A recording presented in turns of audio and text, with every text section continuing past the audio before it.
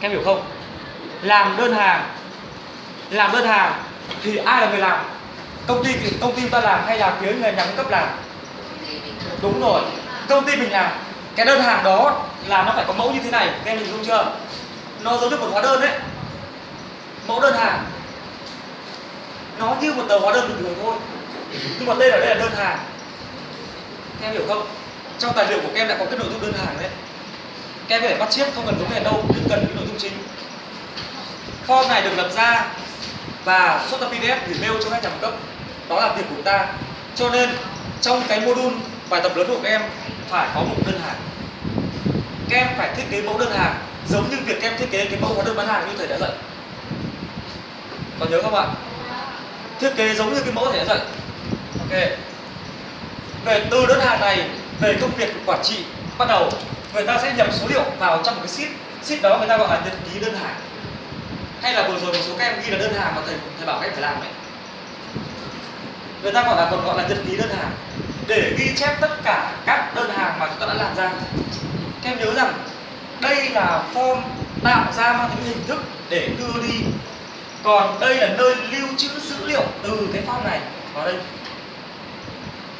Nó giống như mẫu phiếu nhận phiếu xuất mà các em phải nhập sang cái sheet kho đấy. Các em có hình dung chưa? Thế nào? Chưa. Nghĩa là muốn nhập từ đơn hàng sang kia. Từ một đơn hàng này, nhớ rằng đơn hàng này nó chỉ như là một hợp đồng lao động, nó chỉ như một hóa đơn chúng ta làm ra để ta in gửi cho khách hàng. Nhưng nếu mà chỉ làm như vậy, chúng ta không có dữ liệu để ta thống kê. Các em làm sao thống kê được nhiều file? Vâng. Cho nên toàn bộ dữ liệu trên đơn hàng này chúng ta phải mô tả nó thành từng dòng một trên bên đây. Mỗi một đơn hàng là một dòng. Nếu một đơn hàng có 5 mặt hàng thì phải có 5 dòng hàng. Nếu một đơn hàng có một mặt hàng thì có một dòng hàng. Như thầy muốn em trích xuất dữ liệu ở trên đơn hàng nhập vào phát là nó nhảy. Không, các em không thể làm thế được.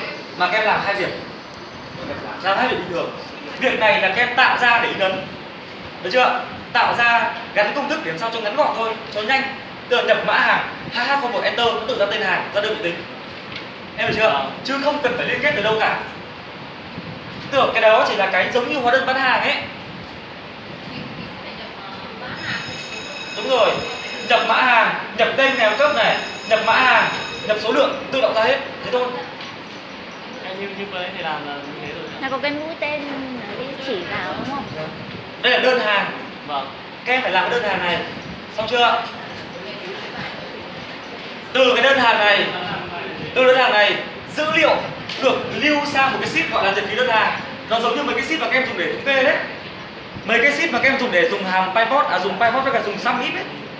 Em hiểu chưa? Nhập sang. Bởi vì từ đây các em mới có thể thống kê được.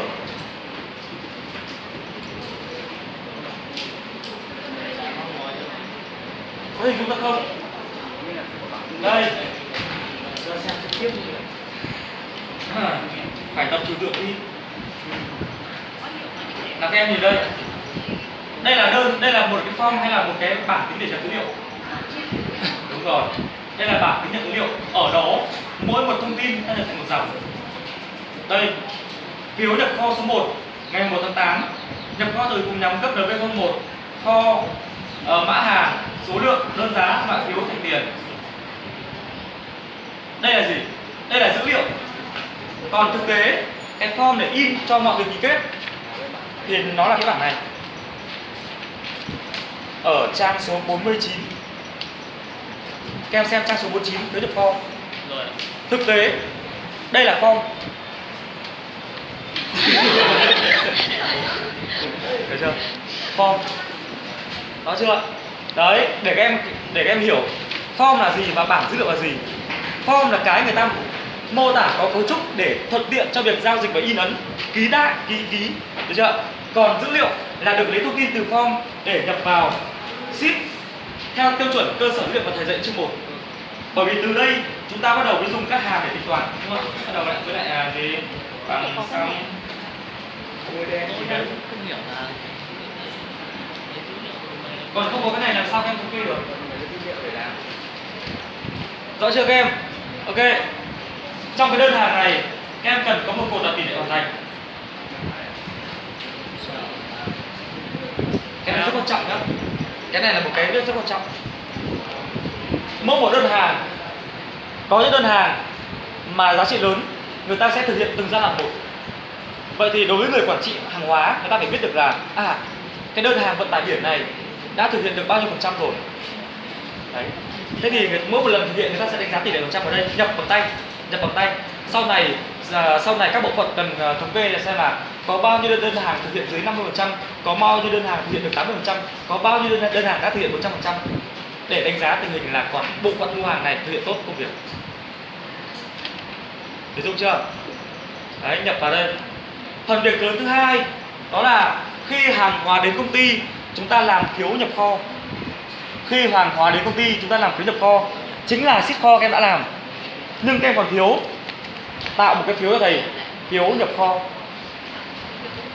Các em hiểu chưa? Phiếu nhập kho về quy trình hàng hóa đến chúng ta phải làm phiếu nhập kho, hàng hóa đưa vào. Trên phiếu nhập kho này người giao hàng ký, người nhận hàng ký, người đứng thứ ba ký, mỗi bên giữ một bản để làm bằng chứng sau này không kiện nhau. Đây chính là form trang số 49, các em phải làm này. Còn dữ liệu các em nhập vào đâu ạ? Ship gì? Ship kho. Các em có thể đổi tên ship kho thành là nhật ký mua hàng cũng được. Các em hiểu chưa? Kho là một cái từ chung vừa nhập vừa xuất. Còn ở đây các em chỉ quan tâm đến nhập vào thôi thì các em ghi là nhật ký mua hàng cũng được. Và rất nhiều các em đã làm đúng rồi. Ok chưa? Còn một cái loại thứ ba là gì các em biết không? Các em mua hàng có mất tiền không? Chẳng nhẽ trên trời cho à, đúng không? Chi tiền. Nhật ký chi tiền. Các em phải có một cái sheet là nhật ký chi tiền để ghi vào đó tất cả các khoản chi. Trong các khoản chi đấy thì có loại chi. Loại chi để sau này các em có cơ sở thống kê được chi cho tiếp khách bao nhiêu tiền rồi, chi để trả nợ hết bao nhiêu tiền rồi, chi cho tiền sửa chữa nhà cửa hết bao nhiêu tiền rồi, chi internet bao nhiêu tiền rồi, chi tiền lương hết bao nhiêu tiền rồi. Bởi vì làm quản trị ấy, nó chỉ mấy thứ thôi: nhân sự, marketing, tài chính, sản xuất, kinh doanh, hàng hóa. Làm quản trị xét cho cùng người ta chỉ quan tâm mấy cái này thôi. Và mấy cái đó là liên quan tới tiền, liên quan tới con người, liên quan tới hàng hóa, liên quan tới công nợ. Thì thế thôi. Các em làm tốt việc này chính là các em đang làm quản trị rồi đấy. Còn nghệ thuật thì đó là những cái thứ gì đó nó còn những cái thứ trừu tượng khác nữa. Sau này chúng ta còn cảm nhận tiếp. Nhưng ít nhất về tính chất công việc nó là như thế. Ngờ thật việc thật. Làm quản trị phải có số liệu, làm quản trị phải có phương pháp thống kê, phương pháp đánh giá. Em thấy là cái bài trước thời giao bài là chỉ là mua hàng thôi ạ.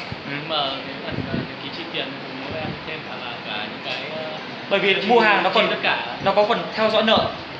Chúng ta cần phải biết ở nhà cung cấp này chúng ta đã trả họ bao tiền rồi. Không, ý em hỏi là những cái chi cho tiếp khách rồi chi các thầy mở rộng cho các em.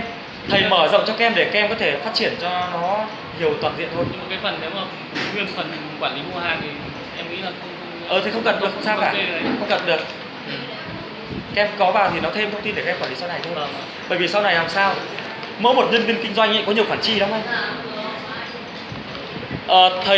Thầy cử bạn này đi mua hàng, đúng không ạ? Đi mua, đó. Bạn này sẽ ứng trước tiền. Khi về bạn này sẽ gặp bộ phận kế toán bảo anh ơi, đợt này đi công tác em chi hết 10 triệu. Sao anh làm gì hết 10 triệu? Tiền hàng chỉ có 6 triệu thôi, sao đấy hết 10 triệu? Đây nha. Tiền hàng 6 triệu, nghỉ khách sạn 2 triệu, đi karaoke 1 triệu, taxi với em út 2 triệu nữa, tổng em út 10 triệu. em vừa đến thành 11 triệu đấy. 11 triệu à? Ôi thế quá. Đấy. Tại vì sao thầy nói với các khoản mục? Bởi vì là thực tế nó sẽ phát sinh. Cho nên các em cứ làm cái gì đó tầm rộng một chút. Ok chưa? Như vậy để làm ra một cái chương trình này là các em phải có gần đến các mô đun chính. Bắt đầu còn lại là các em làm CD các báo cáo. Báo cáo các em lấy từ data. Tất cả những cái data này báo cáo các em lấy ra. Em hiểu chưa? Dùng pivot, dùng sum if, dùng VLOOKUP, bằng tất cả những cái gì các em đã học có thể làm được rồi. Báo cáo làm tối thiểu 10 cái. Nhưng báo cáo liên quan đến đơn hàng này, thầy liệt kê cho em xem này. Báo cáo tổng hợp giá trị của các đơn hàng. Người ta sẽ muốn biết được tổng giá trị đơn hàng là bao nhiêu rồi, đúng không? Bởi vì đề nghị từ các phòng ban đặt mua hàng. Bây giờ tiền của tôi có 100 triệu, bây giờ các phòng ban đặt vào đấy là 200 triệu thì lấy tiền đâu ra mà mua? Thì chúng ta phải biết được hiện nay các phòng ban đã đặt hàng là bao nhiêu rồi để kiểm duyệt. Ok. Báo cáo thứ hai, những đơn hàng nào đã thực hiện. Ở chỗ này lưu ý thầy dạy các em dùng phương pháp auto filter. Bởi vì chúng ta có cái cột trạng thái rồi, cột tỷ lệ đấy. Khi các em dùng auto filter, các em sẽ filter được lọc ngay. Và dùng sum ít, dùng sum ít nữa. Báo cáo thứ ba, đơn hàng thế xong chưa nhỉ? Xong rồi. Các loại báo cáo thứ ba là tổng hợp hàng nhập của công ty trong kỳ. Báo cáo thứ tư là tổng hợp hàng nhập theo từng nhà cung cấp. Ok chưa? Báo cáo thứ năm tổng hợp các khoản thanh toán cho từng nhà cung cấp. Đó. Báo cáo thứ 6 tình hình còn nợ. Báo cáo thứ 6 là tình hình còn nợ. Tức là số nợ ban đầu. Các em hiểu rằng khi các em làm nhật ký mua hàng đó là số nợ. Còn khi các em chi tiền đó là số đã trả. Đúng không ạ? Lấy sum ít trừ đi hai cái này ra số còn nợ. Ok chưa? Đấy. Các thứ còn lại các em tự nghĩ đi. Đấy, liệt kê như thế đều thấy cần thiết đúng không? Nếu làm xong phần này, nếu làm xong bài này mà đúng như cái gì mà thầy đã nói, các em thực sự đã bắt đầu biết một công biết làm việc ở một bộ phận mua hàng. Nếu các em làm đúng và hiểu từng thông tin trên cái mẫu biểu các em làm, hiểu rõ cái giao dịch mà thầy đã dạy, là sau này các em có yên tâm làm trong bộ phận mua hàng. Chắc chắn là như vậy. Nó là một bộ phận rất quan trọng trong một doanh nghiệp. Cái nào cũng kho. Không, kho riêng nhé. Bộ phận kho là người ta chỉ kiêm cái chuyện mà nhập xuất hàng thôi. Còn mua hàng là chúng ta còn quản lý cả một quy trình.